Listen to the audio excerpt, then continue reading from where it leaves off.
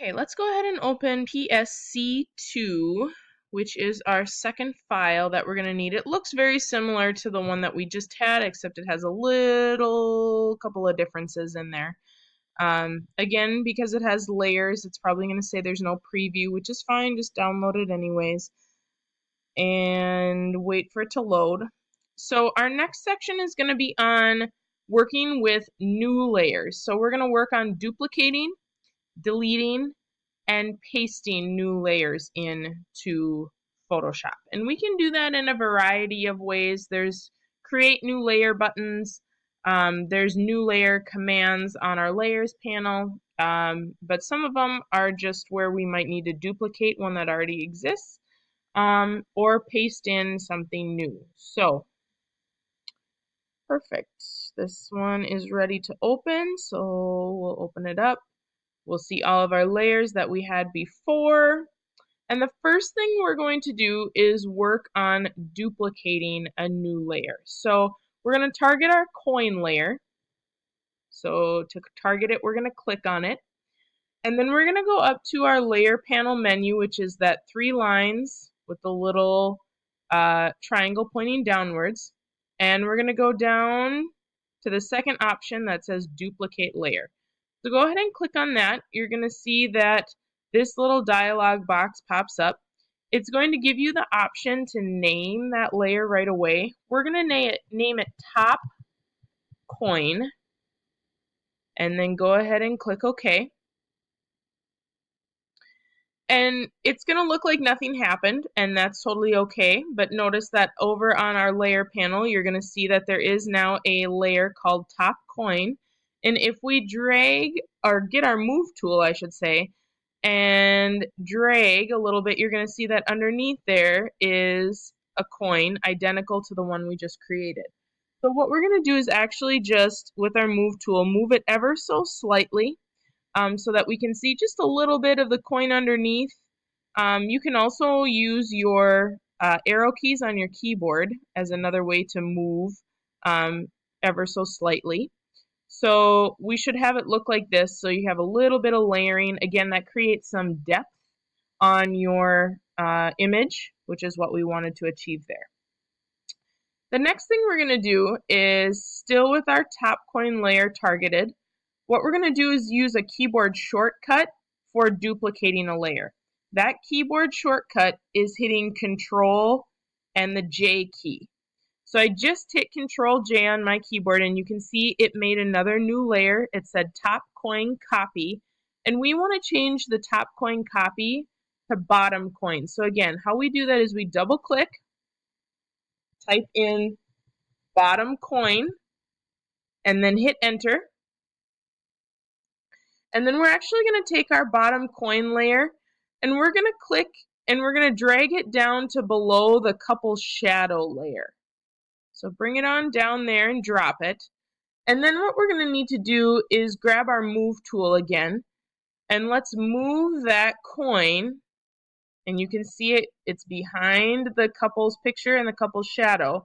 We're just going to drag and kind of bring it over on the right-hand side of that picture, so that part of the face is kind of poking out.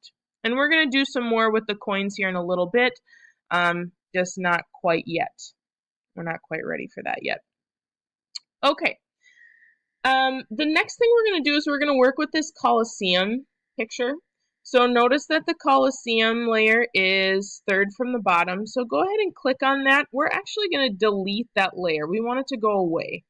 We're going to actually pick a different one and bring it in. So you can go ahead down here on the bottom. There is a little trash can, which is the delete layer button. Go ahead and click on that, and it's going to say, are you sure you want to delete it? Yes, we do. So go ahead and delete. Your Colosseum layer will go away. Now what we need to do is go back to our Google Classroom,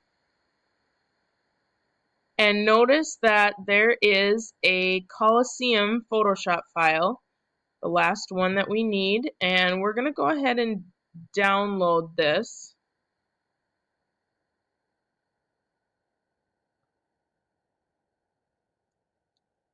And it's going to open as its own separate file in Photoshop. So when you open it, just like you probably did when you were working on your Photoshop B assignment for your school graphic, you are going to copy this whole thing. So you can see that there's a background here, this white background, and then the actual Colosseum picture is placed on it to kind of look like it has that Polaroid type look with the white background. So what we actually want to do here is we're going to go to Edit, and then, oh, I forgot a step. My fault. We need to go to Select, and then All. Then we need to go to Edit, Copy Merged. Now, this is going to copy both that white layer and the Colosseum picture, so we can actually close this out. No, we do not need to save changes. And then it'll bring us back to our C2 image. And we're going to go ahead and say File. No, not File. Goodness. Edit and Paste. And you're going to see that it pasted in directly above the passport layer because that was what was last selected. So if we grab our move tool, we're going to move that Colosseum picture over and up. And we never want to just leave a layer as layer 1 because that's going to get really confusing. You could imagine if all of these were named layer 1, 2, 3, 4, 5, 6, 7. It gets hard to always determine. So we want to change layer 1. We're going to change that to the Colosseum,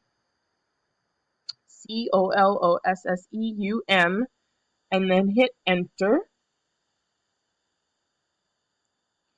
And we're actually going to bring this Colosseum all the way up to the very top, drop it on top of the Euros. And of course, it doesn't look very good, but we're going to fix all that. So don't worry too much about that. We do want to do a file save as, and we're going to save this in our web design folder just in case we run out of time. So go to your desktop and then find your Web 1 folder. Mine is thinking really hard here.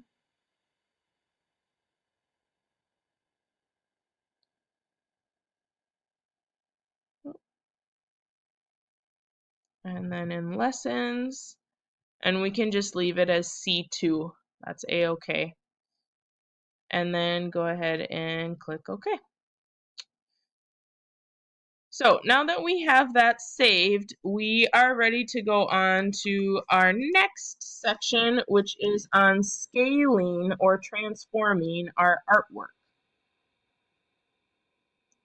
Okay, so let's talk about scaling our artwork. It's one of the most basic transformations that you can make in Photoshop. And scaling just means changing the size of the pieces of your image. So we want to start with our Colosseum layer. So make sure that it's targeted or selected. And then we're going to go to Edit on our menu bar, down to Transform, and then choose Scale. So what's going to happen here is, once my computer stops hiccuping, there we go, you're going to get a bounding box around the Colosseum artwork. And up on your options bar, you're going to see that we have this W and H, which are at 100%. This is the scale section right here, which is the size of your image. So what I want you to do, just so we can see what happens here, is if you go and hover with your mouse over one of the corners, I'm going to choose my lower right, and when I click and drag, you're going to see that you can change the size of this Colosseum in an unconstrained way, just like we did with our crop tool. There is no constraint on it. When we're doing this right now, if you did this, you would kind of smush the Colosseum, or you could stretch it way out.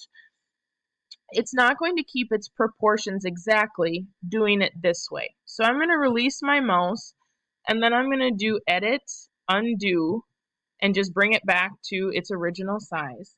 Now I want you to hold your shift key down and do the same thing. So holding your shift key, grab one of the corners and see how it holds the proportions of the artwork. If you hold your shift key constrains the scale proportionally. So that is an option if you want to do it that way. So I'm going to let that go, and then again do an edit, undo. And the other way that you can change the scale is simply by going up to that W and H options on your option bar that I showed you beforehand. Go ahead and click in the W, and instead of 100, let's type in 80, and then hit your tab key over to the H and put 80 in there as well. And then you can go ahead and click this little green check mark, and that's going to apply that transformation. So all we did was scale that artwork down by about 20%.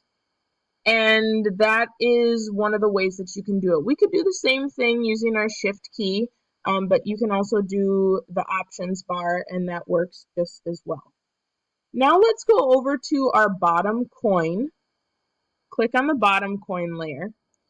And there is a quick way to get that transform bounding box up. And the way you can do that is by holding your control key down and clicking T as in tiger, on your keyboard. And you'll notice that my bounding box comes up around my coin. We can do the holding of our shift key down again and changing the scale.